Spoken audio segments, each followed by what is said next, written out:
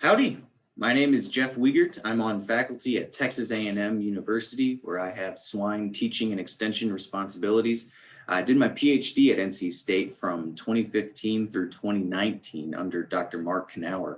My dissertation research was in the area of piglet colostrum intake and identifying strategies to maximize piglet colostrum intake.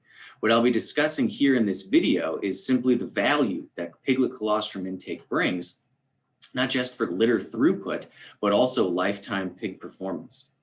And I remember how this idea was generated. Mark and I were driving through Sampson County in late 2015, early 2016, and we were talking about the relationship between litter size and piglet birth weight.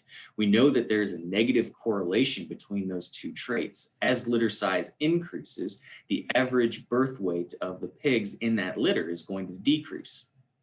And so we were discussing this and talking about how, to that point, a number of the late gestation nutrition strategies in the sow to improve birth weight hadn't really shown a lot of benefit. And so the idea kind of became that if we have this situation where the prenatal investment that the sow makes into her litter is limiting, i.e., we get these low birth weight pigs, should we consider then the role or the value that we get from the postnatal maternal investments? So after the piglets are born, that sow is continuing to provide for her pigs through lactation.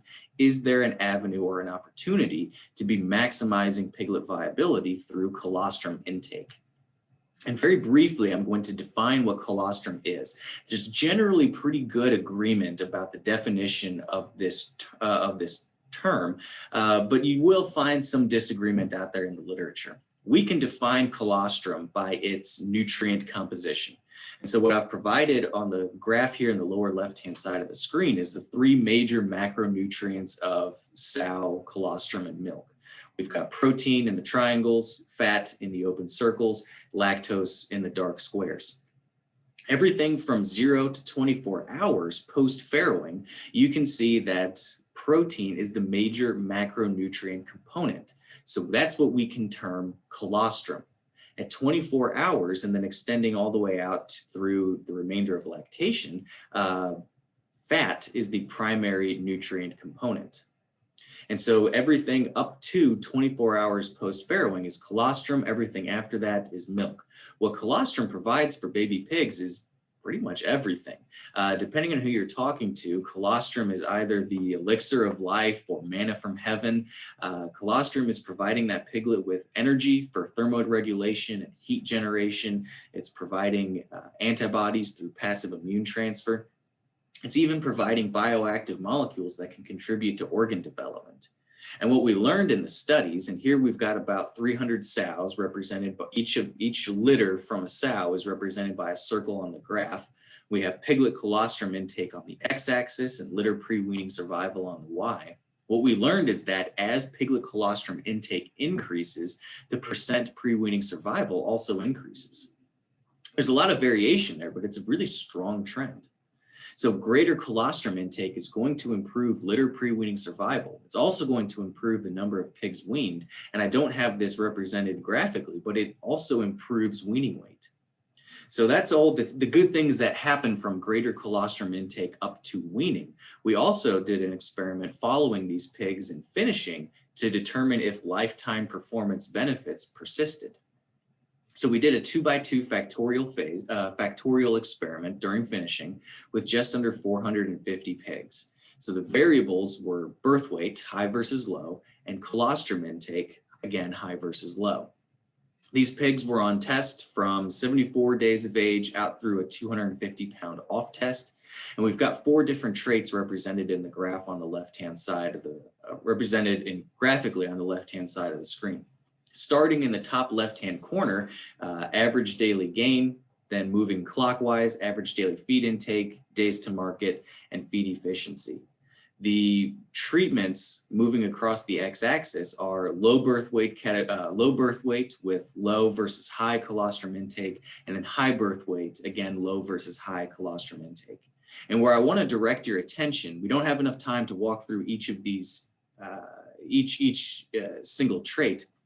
But where I want to direct your attention is within birth weight categories. Certainly, we know that high birth weight pigs are going to have better lifetime performance than low birth weight pigs. But within those birth weight categories, we see improvements in average daily gain, average daily feed intake, and days to marketing as a result of greater colostrum intake. And even in feed efficiency in the lower left-hand quadrant of those four graphs, within the low birth weight pigs, piglets that consume greater colostrum on the first day of life have improved lifetime feed efficiency. Now, I don't think that that's suggesting that we are rescuing these pigs, because they're still not performing as well as their high birth weight counterparts. But certainly we are restoring some of the lost performance of low birth weight pigs simply by getting more colostrum into them on the first day of life. And that's a really, really neat observation, I think. We did, throughout my time at NC State, 4 different nutritional studies to try and improve colostrum intake. And the results of those were kind of marginal, if maybe even negligible, depending on what nutrient you're looking at. What we actually found was that the best thing that can be done to improve colostrum yield is to simply select pigs and to retain replacement gilts that have good underlines. And I won't spend a lot of time discussing this, as I understand that other students will be spending more, providing a greater, more in-depth discussion of underline quality. But what we've observed is that for each additional functional teat on the sow, you improve colostrum intake of the piglets in that litter, and you improve the number of pigs weaned. And so I think that there's a lot of opportunity to be reaping the benefits of improved colostrum yield simply by having a sow that's capable of nursing her pigs. So in conclusion, increasing piglet colostrum intake is going to improve not only pre-weaning survival and pre-weaning growth, but also lifetime performance of those pigs.